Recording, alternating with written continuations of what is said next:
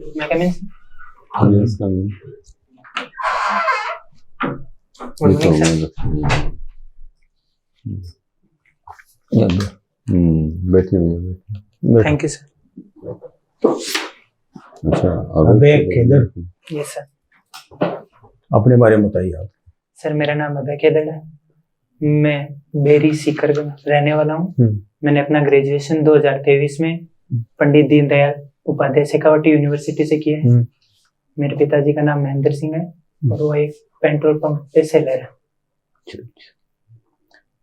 तो अपने एरिया के बारे में बताइए आप थोड़ा। सर एरिया में सीकर डिस्ट्रिक्ट से बिलोंग करता हूँ, जिसमें एजुकेशन ग्रोइंग सेक्टर है सीकर डिस्ट्रिक्ट की। काफी कोचिंग है यहाँ, जेई नीट और बैंकिंग सेक्टर सभी की। और एक फेमस टेम्पल है हमारे यहाँ खाटू श्याम जी से, जो विश्व प्रसिद्ध टेम्पल है।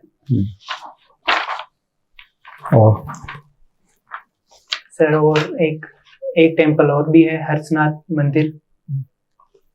चलो, आपने स्ट्रेंथ और वीकनेस बताओ। सर मेरी स्ट्रेंथ है कि मैं कम्युनिकेट अच्छे से कर सकता हूँ लोगों से। और वीकनेस सर मैं मानता हूँ कि कुछ चीज़ों को मैं ओवर थिंक करने की कर लेता हूँ कभी। आपकी हॉबी बताइए आप। सर मेरी हॉबीज अभी तो वैसे इतने फॉलो नहीं कर पाता हूँ, लेकिन पहले करता था कि क्रिकेट देखना खेलना पसंद है। और पहले जो अभी हमारे ग्लोबल जियो फेयर्स होते हैं उनको स्टडी करना भी मेरे को काफी इंटरेस्टिंग लगता है। आपका कॉलेज में कोई अचीवमेंट है? कॉलेज हाँ, कोई अचीवमेंट किया हो विशेष? ना सर, वैसे एक्स्ट्रा कैरिकुलम के एक्टिविटीज नहीं किया। स्कूलिंग लेवल पे जरूर कबड्डी टूर्नामेंट खेला था, लेकिन बाकी नहीं किया। आपने बीएससी किया है? Yes sir. तो बैंक में क्यों आना चाहते हो आप? सर बैंक मैं मानता हूँ कि अभी काफी मेरे करियर के लिए काफी अच्छी अपॉर्चुनिटीज होगी इसमें, क्योंकि एक ग्रोइंग सेक्टर है। जैसे अभी हमारा फाइनेंशियल इंक्लूजन हम देखें आरबीआई का तो 64.2 था, तो काफी स्कोप है इस सेक्टर में अभी भी ग्रो करने का। और ब्रांचेस भी बढ़ रही हैं, तो मैं अपने लिए काफी अच्छी अपॉर्चुनिटीज देख रहा हूँ। ये फाइनेंशियल इंक्लूजन के बारे में बताइए आप।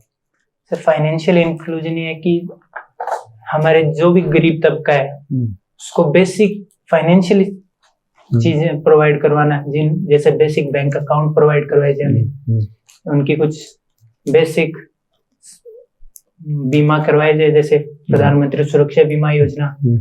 इसके लिए हमारे प्रधानमंत्री जी ने प्रधानमंत्री जनधन अकाउंट चालू किए थे 2014 में। तो उसकी काफी अच्छी ग्रोथ रही है, उसमें लगभग मोर देन 50 करोड़ अकाउंट हमने अभी खोले हैं। जनधन के बारे में बताइए। सर जनधन में बेसिक सेविंग अकाउंट्स खोले जाते हैं, जीरो बैलेंस, पहले नहीं खोला होना चाहिए उनका। तो उसमें क्या होता है कि इंटरेस्ट मिलता है उसमें, और 3 स्कीम है ज्यादातर जहाँ उसका फायदा देते हैं, जैसे प्रधानमंत्री सुरक्षा बीमा योजना, प्रधानमंत्री जीवन ज्योति बीमा योजना और अटल पेंशन योजना। तो प्रधानमंत्री सुरक्षा बीमा योजना के बारे में बताओ थोड़ा। सर प्रधानमंत्री सुरक्षा बीमा योजना ये हमारे प्रधानमंत्री जी ने 2015 में लॉन्च किया था। इसके तहत बेसिक प्रीमियम 20 रुपए में 2 लाख तक का बीमा कवर देती है अगर एक्सीडेंटल डेथ हो जाए, और अगर पार्शियल डिसेबिलिटी हो तो 1 लाख का। और इसमें ऑटो डेबिट होता है कि अकाउंट से अपने आप 20 रुपए सालाना प्रीमियम का पैसा कट जाता है। अच्छा। दूसरा सर एक नॉलेज और है इसके बारे में कि इसका प्रीमियम पहले 1 लाख ही था, जिसको बढ़ा के 2 लाख किया। वो सर कितना है प्रीमियम ना सर, जो इंश्योरेंस कवर लास्ट बीमा कवर। बैंक के बारे में आप क्या जानते हो? सर बैंक फाइनेंशियल इंस्टीट्यूशंस हैं जो जमाए लेती हैं और लोन देती हैं लोगों को, और ये जो हम जमाए लेते हैं वह पेबल ऑन डिमांड होगा कि जब कंज्यूमर चाहे तब उसको वापस लौटाना होता है। डिमांड डिपॉजिट और टर्म डिपॉजिट में क्या फर्क होता है? सर डिमांड डिपॉजिट के अंदर जब कस्टमर इसके अंदर 2 अकाउंट खोलेंगे। डिमांड डिपॉजिट में तो करंट अकाउंट और सेविंग अकाउंट, कस्टमर जब भी चाहे पैसा ले सकता है। टर्म डिपॉजिट में एफडी खोली जाती है, उसका कुछ फिक्स टाइम पीरियड होता है कि इतने साल बाद में मैं अपनी एफडी तोड़ूंगा, तोड़ूंगा, मतलब मैच्योर हो जाएगी। अच्छा, ये केवाईसी की क्यों आवश्यकता है? सर केवाईसी, ये नो योर कस्टमर, इसकी आवश्यकता इसलिए कि अभी फ्रॉड्स काफी हो रहे हैं कि मान लीजिए मैं अपना कोई भी अकाउंट खोल लूं, अगर मेरी केवाईसी ना हो तो गलत नाम से खोल लिया, तो अगर उसकी प्रॉपर केवाईसी हो तो फ्रॉड्स कम होंगे, इसके लिए इसकी आवश्यकता है सर।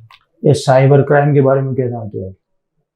साइबर क्राइम सर ये डिजिटली होते हैं कि जैसे फिशिंग हो, कि आपके सिस्टम में कोई मालवेयर डाल दें, या फिर कोई एंटीवायरस अटैक हो, वायरस अटैक हो, जिससे जो भी सेंसिटिव डाटा है वो ऐसे आदमियों के एक्सेस हो जाए जिनके नहीं होना चाहिए, तो उसका गलत फायदा उठाते हैं साइबर क्राइम। रेपो रेट और रिवर्स रेपो रेट में क्या फर्क है? रेपो रेट सर वह रेट है जिसपे बैंक आरबीआई से पैसा उठाता है कि उनको लोन देने के लिए अगर पैसा चाहिए तो, और रिवर्स रेपो रेट में आरबीआई को अगर लिक्विडिटी एब्जॉर्ब करनी है मार्केट से तो वो बैंक से वापस पैसा लेते हैं रिवर्स रेपो में। वर्तमान में रेपो रेट क्या है? सर वर्तमान में रेपो रेट 6.25 है। ये मॉनेटरी पॉलिसी के बारे में कुछ जानते हो आप? ये सर मॉनेटरी पॉलिसी कमेटी, ये हमारे प्रधानमंत्री जी ने शायद 2016 जहाँ तक मुझे याद है वहाँ तब बनाया गया था एमपीसी कमेटी, ताकि इसको टारगेट दिया गया था कि आप इन्फ्लेशन कंट्रोल कीजिए। बाई मंथली होती है ये, साल में 6 मीटिंग, और इसमें 6 मेंबर्स हैं इस समय। और ये हमारी जो बेसिक रेट है जैसे repo rate, reverse repo, SDF, ये डिटरमाइन करती है कि चेंज होता रहता है मार्केट के हिसाब से कि अभी मार्केट में क्या जरूरत है। अगर लिक्विडिटी डालनी है तो रेपो को कम करेंगे, एब्जॉर्ब करनी है तो रेपो को बढ़ा देते हैं। रेपो रेट में महंगाई पर क्या असर होता है? सर रेपो रेट से डायरेक्टली प्रोपोर्शनल है ये लिक्विडिटी के, तो अगर हम रेपो रेट बढ़ा दिया आरबीआई ने तो बैंकों के पास लोन देने के लिए पैसा कम होगा। तो रेपो रेट बढ़ाने से सर वो रेपो रेट बढ़ा देंगे तो बैंक के कम पैसा लेंगी आरबीआई से, तो उनके पास लोन देने के लिए पैसा कम होगा। तो जो मार्केट में कमोडिटीज हैं। और सीआरआर में क्या होगा? सीआरआर तो सर कैश रिजर्व रेशियो जो तो बैंक के आरबीआई सीआरआर से प्रभावित होती है या रेपो से होती है? सर सीआरआर से भी होती है और रेपो से भी, थोड़ा बहुत आरबीआई कंट्रोल करना चाहता है लिक्विडिटी। और रेपो से? Yes sir. आप श्योर कर लीजिए, श्योर कर लीजिए इसको। यस है ना, सीआरआर से जो है सीधे तौर पर लिक्विडिटी प्रभावित होती है ना? Yes sir. होगी कि नहीं होगी? आप इस बात से सहमत हैं? यस सर, 2016 में हुआ था जैसे सीआरआर 100% हो गया था। हाँ। ये तो श्योर हूँ मैं। हाँ। रेपो से मेरे को तो सीआरआर से लिक्विडिटी, सीआरआर को कम किया जाएगा तब लिक्विडिटी मार्केट में बढ़ेगी या कम होगी? सीआरआर को अगर कम किया गया लिक्विडिटी बढ़ेगी सर। लिक्विडिटी बढ़ेगी। और रेपो को कम किया गया तो क्या होगा? रेपो को कम किया गया तो लिक्विडिटी भी तब भी बढ़ेगी सर। बैंक के ज्यादा पैसा लेंगे तो लोन ज्यादा देंगे मार्केट में। लोन ज्यादा देंगे या कंज्यूमर को फायदा है उससे? रेपो कम हो तो कंज्यूमर को भी फायदा होता है सर। कंज्यूमर को फायदा है इससे लिक्विडिटी पे कोई खास प्रभाव नहीं पड़ता है। समझ ना आप? ठीक है। हाँ, रिटेल बैंकिंग होती है बैंकों में, उसके बारे में। Retail bank sir banking idea नहीं है। न्यूज़पेपर पढ़ते हो रोज आप? सर न्यूज़पेपर तो कम ही पढ़ता हूँ सर। वैसे जो भी इम्पोर्टेंट इवेंट्स चल रहे हैं उनको कवर करने की कोशिश करता हूँ सर। ये बैंकों में एनपीए की समस्या है। Yes sir. एनपीए के बारे में बताइए आप। सर एनपीए ये नॉन परफॉर्मिंग एसेट्स हैं। जैसे बैंक किसी पर्सन को लोन दे या किसी इंस्टीट्यूशन को, और वो 90 डेज तक ना तो लोन का कुछ अमाउंट या इंटरेस्ट कोई नहीं, कुछ भी नहीं लौटाए तो वो बैड लोन की श्रेणी में चला जाएगा और वो बैंकों के लिए नॉन परफॉर्मिंग एसेट हो जाएंगे सर। ठीक है सर। हाँ, अवैध इधर। Yes sir. एक तो आपने आपकी जो मार्कशीट सेकंड जो +2 की है वो उसमें नीचे लगा रखी है। Yes sir. उसको 10th के बाद लगाइए ना। Yes sir. समझ में? नहीं, मुझे लगा कि तुमने लगा ही नहीं है इसको, उसी सीक्वेंस में लगाओ ना। आपने अब सीधे ग्रेजुएशन वाले लगा रखे हैं, है ना, तो वो बीच में उसको जो साइड में दे रखा है ना उस हिसाब से लगाओ। उसके इसके जस्ट बाद लगाइए उसको, ग्रेजुएशन वाली फिर बाद में आएगी। डिग्री वगैरह ठीक है, आपको प्रोविजनल डिग्री अपने लिए ठीक ठाक, फर्स्ट डिवीजन भी है। साइंस से रहे हो? Yes sir, mathematics. साइंस का क्या रोल है बैंकिंग में? साइंस का सर अभी हमारा बैंकिंग फिजिकल से डिजिटल की तरफ बढ़ रहा है। अच्छा। तो फाइनेंशियल टेक्नोलॉजीज की जरूरत होगी, तो उसमें साइंस काफी बढ़िया रोल प्ले करेगा सर। साइंस काफी बढ़िया रोल प्ले करेगा। और जो कॉमर्स ग्रेजुएट्स हैं उनका क्या होगा? नहीं सर, मैं टेक्नोलॉजी के पर्सपेक्ट में बता रहा हूँ सर। टेक्नोलॉजी के पर्सपेक्ट में, है ना। अच्छा, आप भी जैसे ये जो अपने देश में प्रॉब्लम चलती है ना, अभी आप अपने देश में भी क्या प्रॉब्लम्स आप महसूस करते हैं? What are the problems in Indian economy? Indian economy? हाँ सर, अभी जो Q2 के डेटा आए थे हमारे इंडियन इकोनॉमी के, हाँ जी, तो उसमें देखा गया कि इकोनॉमी में स्ट्रेस था थोड़ा, तो ग्रोइंग 35.4% तक ही हुआ। तो फिर अभी गवर्नमेंट ट्राई कर रही है कि कुछ चेंजेस किया जाए, जैसे उन्होंने बजट में किया अभी। अच्छा। कि टैक्स स्लैब में थोड़ा चेंज किया जाए ताकि लोगों के पास पैसा हो तो उसे खर्च करें। अच्छा। तो इकोनॉमी ग्रो करे सर। इकोनॉमिक ग्रोथ ठीक होगी। अच्छा अच्छा अच्छा अच्छा। इकोनॉमिक सिनेरियो अभी आपको कैसा लगता है? बेरोजगारी के बारे में क्या कहना आपका? सर ये अभी मैंने कवर नहीं किया सर। ये आपने कवर नहीं किया। अच्छा अच्छा अच्छा। बैंकिंग में क्या स्कोप है? बैंकिंग में वेदर अभी जैसे मान लीजिए कि बैंकिंग की तरफ अपन ज्यादा क्यों, क्या जरूरत है बैंकिंग की? है क्या जरूरत? सर बैंकिंग सेक्टर की जरूरत है सर। क्यों जरूरत है सर? अभी जैसे कि जो बेसिक सुविधाएं हैं बैंकिंग की, वो लोगों तक पहुंचाने के लिए हमें बैंकिंग में ट्रांसफॉर्म करने पड़ेंगे। अच्छा। ब्रांचेस ज्यादा। चलिए कोई नहीं, आपको जैसे टेक्नोलॉजिकल ट्रांसफॉर्मेशन है टर्म सुनी आपने? Yes sir. क्या है ये? सर ये टेक्नोलॉजिकल ट्रांसफॉर्मेशन मींस ज्यादा हम डिजिटल बैंकिंग की तरफ बढ़े, और जो साइबर सिक्योरिटीज रिस्क हैं उनको कवर करें कोर बैंकिंग सॉल्यूशन से। कोर बैंकिंग सॉल्यूशन से, अच्छा अच्छा अच्छा।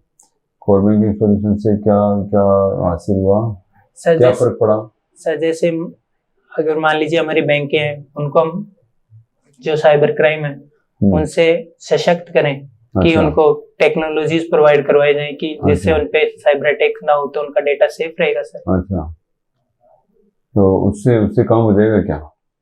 नहीं सर, एक रिस्क कम होगा और उससे एक साइबर क्राइम का रिस्क कम एक ये होती है जैसे brick and mortar banking at doorstep, इसका क्या मतलब है? बैंकिंग सर ये अलग अलग बैंकों द्वारा जो बेसिक सुविधाएं उनको डोर स्टेप की, मान लीजिए कोई एल्डर है, अच्छा, कस्टमर है, जो फिजिकली एक्सेस नहीं कर सकते हैं ब्रांच को, तो फिर वो उनको जो बेसिक सुविधाएं उनको डोर स्टेप उपलब्ध करवा देती है बैंकिंग। अच्छा, डोर स्टेप का मतलब जानते हो? जैसे घर, मतलब घर पे, घर तक। अच्छा अच्छा। इसके लिए गवर्नमेंट ने कुछ क्या किया है? मतलब what step the government has taken? Sir ये बीसी क्या होते हैं? पता नहीं। बीसी नहीं सुना आपके? या ई मित्र सुना है? हाँ बैंकिंग, हाँ ई मित्र बैंकिंग के अंदर सुना है सर मैंने। ई मित्र बैंकिंग में जो बैंकिंग सेंटर की कुछ ई मित्रस को बैंक कनेक्ट कर लेते हैं कि आप बेसिक सुविधा इनको दे दें कि अगर कुछ पैसा डालना है। सीएससी जगह जगह बोर्ड लगे रहते हैं। सीएससी, ई मित्र। सर ई मित्र का नॉलेज, सीएससी पता नहीं है सर। बीसी मतलब बिजनेस करेस्पोंडेंट। यस, है ना। वो क्या करता है? वो तो सर जैसे ई मित्र एक बिजनेस करेस्पोंडेंट का काम करेगा। ई मित्र होना दूसरी बात है, बीसी होना दूसरी बात है। कोई जरूरी नहीं है कि ई मित्र वाला बीसी हो, समझे ना। बीसी बिजनेस करेस्पोंडेंट, इनका क्या रोल है? नॉलेज नहीं सर। चलिए कोई नहीं। देखिए बीसी जो है वो जनता और बैंक के बीच में एक तरह से एक एजेंसी का काम करता है, ठीक है ना, लिंक का काम करता है। जनता के डिपॉजिट को कुछ हद तक डोर स्टेप बैंकिंग का ये मेजर एस्पेक्ट है, मेजर पार्ट है कि भाई आपके घर तक का मतलब डोर से आपके दरवाजे तक बैंकिंग का मतलब वो आपको मोबाइल वो लेकर के आएंगे, एटीएम है ना, वहीं आपको जो है अंगूठा लगा पेमेंट अगर चाहिए तो आपको कुछ सीमा तक आधार बेस। कुछ सीमा तक आपको पेमेंट दे देंगे और कुछ सीमा तक आपकी डिपॉजिट वो ले भी लेंगे। तो इससे लोगों को फायदा हो रहा है नहीं हो रहा है? यस सर, है ना। This is a major, BC is a major linkage for the achievement of financial inclusion.